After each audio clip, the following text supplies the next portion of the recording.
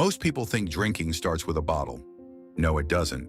It starts with a feeling, a place, a time, and a lie your brain quietly repeats until it feels true. And if alcohol keeps pulling you back, the real trap may be 5 invisible chains you never notice snapping shut.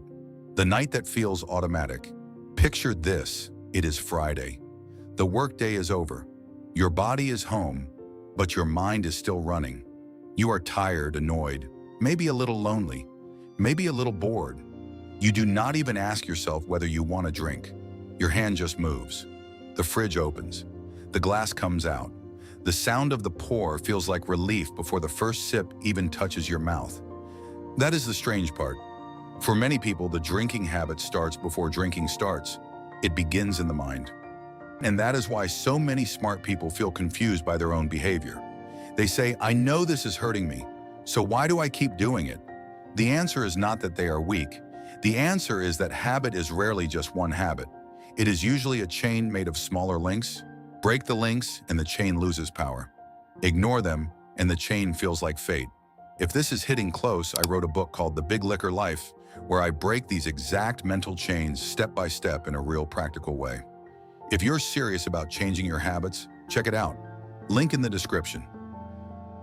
The CDC says excessive alcohol use is linked to about 178,000 deaths each year in the United States.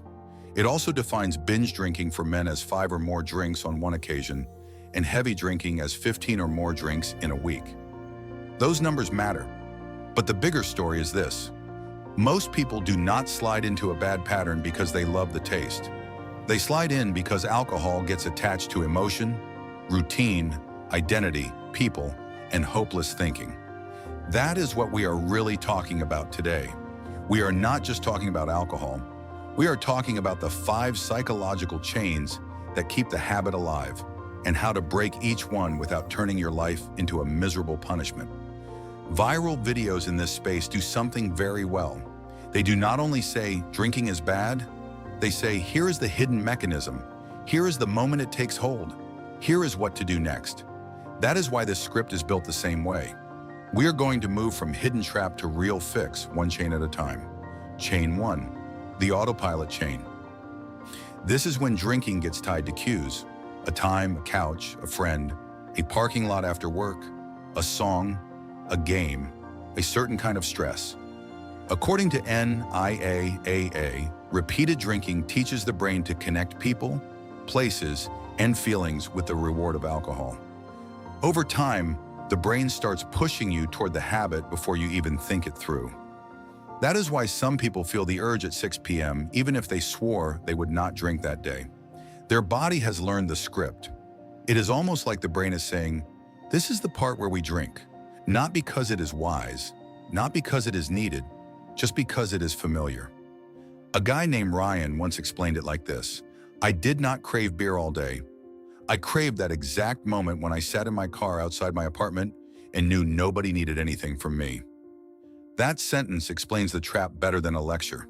He was not drinking beer, he was drinking a cue. To break the autopilot chain, do not start with willpower. Start with interruption. Change the script before the urge gets loud. Go home a different way. Do not sit in the same chair. Put sparkling water, gum, fruit, or tea where the alcohol used to be. Call someone during the danger hour. Walk for 10 minutes before touching anything. Tiny changes sound weak, but they are powerful because habits are built on predictability. When the pattern changes, the craving loses some of its map. This is one reason viral sobriety videos use challenge formats like 7 days, 30 days, or day-by-day timelines. A challenge forces a break in the pattern. It turns an automatic act into a conscious experiment. That alone can be huge. Chain 2, the relief chain. The second chain is relief. This one is sneaky because it feels reasonable. You had a hard day. You feel embarrassed. You feel tense. You feel behind in life. Alcohol shows up like a fast exit door. For a little while, it lowers the pressure. That short relief teaches the brain a dangerous lesson. Pain means drink. NIAAA describes addiction as a cycle. First comes the reward stage, then comes withdrawal and negative emotion, then comes the preoccupation stage, where the mind starts looking ahead to the next drink. In simple words, drinking first feels like a reward. Then it slowly becomes relief from feeling awful. That is when people stop asking, "How do I celebrate?" and start asking, "And how do I calm down?" This chain is powerful because it does not care whether the stress is big or small. Fight with your partner? Drink, rough shift at work? Drink, feel awkward at a party? Drink. Feel guilty about drinking last night? Drink again. The loop becomes self-feeding. Breaking the relief chain means giving your brain new exits. Not fake perfect exits. Real ones, quick ones, simple ones. If the feeling is stress, movement helps. A hard walk, push-ups, shower, loud music, and cleaning the kitchen. If the feeling is loneliness, text a friend before the urge gets heavy. If the feeling is shame, write one honest page instead of reaching for a bottle. If the feeling is hunger, eat real food first. You would be shocked how many "I need a drink" moments are really "I am underfed, overtired, and emotionally cooked." There is another important truth here. If someone is physically dependent on alcohol, quitting suddenly can be dangerous. Build more relief tools and life becomes easier to survive sober. Chain 3, the identity chain. The third chain is identity. This is where drinking becomes part of the story you tell about yourself. The fun one, the party one, the strong one, the creative one, the one who can hang, the one who always brings the vibe. Once alcohol attaches to identity, quitting can feel less like changing a habit and more like losing a self. This is why some people say things like, "If I stop drinking, I know I will be boring," or "That is just who I am." Listen closely to that sentence. It sounds simple, but it is heavy. A habit is now wearing your name tag. Research on alcohol marketing makes this worse. Studies reviewed in PubMed Central show that alcohol ads often try to build what researchers call a drinker identity. They do not just sell a drink. They sell belonging, status, rebellion, sophistication, celebration. The message is not, "Here is a liquid." The message is, "This is who you become when you hold this." So a man does not only think, "I want whiskey." He starts thinking, "Whiskey is what a serious man drinks." A young woman does not only think, "I want a cocktail." She starts thinking, "This is what confidence looks like." That is how identity gets rented out to a product. To break this chain, you have to separate yourself from the habit in plain language. Instead of saying, "I am a drinker trying to quit," say, "I am a person learning to live without alcohol." Instead of saying, "I need alcohol to relax," say, "I learned that, and now I am unlearning it." That sounds small, but words build self-image. Self-image shapes behavior. One of the strongest mindset shifts in recovery is this. You are not taking away your personality, you are taking away a costume.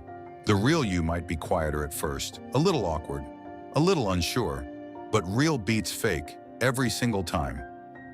Chain 4, the social chain. The fourth chain is social pressure. This chain is hard because humans copy humans. We watch the table, we watch the room, we watch what gets laughed at, celebrated, and rewarded. If alcohol is the center of every dinner, game, date, wedding, work event, and weekend plan, then sobriety can feel like social disobedience. This is why some people are not scared of missing alcohol. They are scared of missing the tribe. They wonder, what do I say when everyone orders? Will my friends think I am judging them? Will I still be fun? These are not silly questions. They are social survival questions. Alcohol marketing uses this on purpose. Viral marketing breakdowns keep showing the same trick. The ad gives you sunshine, laughter, beautiful people, music, celebration, and belonging. Then it quietly places the bottle in the middle like it created the moment. But the truth is, the bottle did not make the friendship. It borrowed the glow of human connection and claimed the credit. To break the social chain, you need replacement scripts, not just inner strength. What actual words? I'm taking a break. I'm good tonight. I sleep better without it. I've got an early morning. You do not owe the room a TED Talk. Short answers protect your peace. Also, test your relationships. Some people will barely care. Some will support you. And some will panic because your change shines a light on their own habits. That reaction is information. A real friend wants you healthy, even if your choices make them think. If alcohol is the only glue holding a group together, that group may be less solid than it looks. That truth can hurt, but it can also free you. Chain 5, the hopelessness chain. This is the darkest one. It says, I always mess this up. I already ruined the streak. I've been like this for years. What's the point? Once someone believes change is impossible, when they stop fighting with full effort, they relapse in their head before they relapse in real life. This chain grows stronger after shame. You drink too much, say something dumb, wake up anxious, and then your brain gives you the final punch. See? This is just you. That belief is dangerous because it turns one bad night into a full identity sentence. But the brain is not made of cement. NIAAA explains that some alcohol-related brain changes can improve with months of abstinence. That matters. It means your current pattern is not your final design. The person who cannot imagine 2 sober weekends in a row can become the person who protects sleep, peace, and clarity like treasure. Hope does not mean pretending change is easy. Hope means understanding that repetition built the problem, and repetition can help rebuild the person. This is where viral recovery stories are powerful. The best ones do not say, my life changed overnight. They say, day 2 was rough. Day 7 was weird. Day 30 felt clearer. Day 90 felt real. Timelines create hope because they shrink forever into stages. Forever is scary. Today is manageable. This weekend is manageable. 1 hour is manageable. So if you slip, do not turn a stumble into a prophecy. Study it. What was the cue? What was the feeling? What was the story in your head? Every relapse contains a lesson if you are honest enough to look. How to start breaking the chains. Today. Now let's make this real. If you want to start breaking these chains, begin with 1 page and 1 evening. On the page, write 5 lines. When do I usually drink? What feeling usually comes first? What story do I tell myself right before it happens? Who do I become around alcohol? What would help me for the next 20 minutes instead? That 1 page can show you more than another promise ever will, because clarity beats self-hate. Then protect 1 evening, just 1. Plan it ahead. Change the route home. Eat before the craving hits. Put your phone far away. Have your replacement drink ready. Tell 1 safe person what you are doing. Keep the night simple. Do not try to heal your whole life in 4 hours. Just break the pattern once, then again. Remember, people often fail because they only fight alcohol itself. They do not fight the chain around it. But once you can see the chain, you are not trapped in mystery anymore. You know where to press. The real goal is not to become a perfect robot who never wants relief, fun, comfort, or belonging.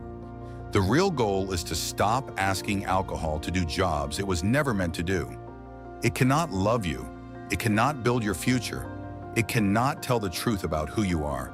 And the beautiful thing is this: the moment you stop treating the habit like your master and start studying it like a system, your power comes back. Maybe not all at once, maybe not dramatically, but enough to change the next decision, then the next week, then the next version of your life. Those 5 psychological chains are real, but they are not stronger than awareness, interruption, support, and repetition. And once you start breaking them, sobriety stops feeling like losing something fun and starts feeling like finally getting your own mind back. And that's the part nobody tells you. Breaking a drinking habit is less about fighting a bottle and more about understanding the chains around it. If any part of this felt a little too familiar, you're not alone. Drop your thoughts below. Send this to someone who needs it, and stick around by liking and subscribing if you want more honest conversations like this.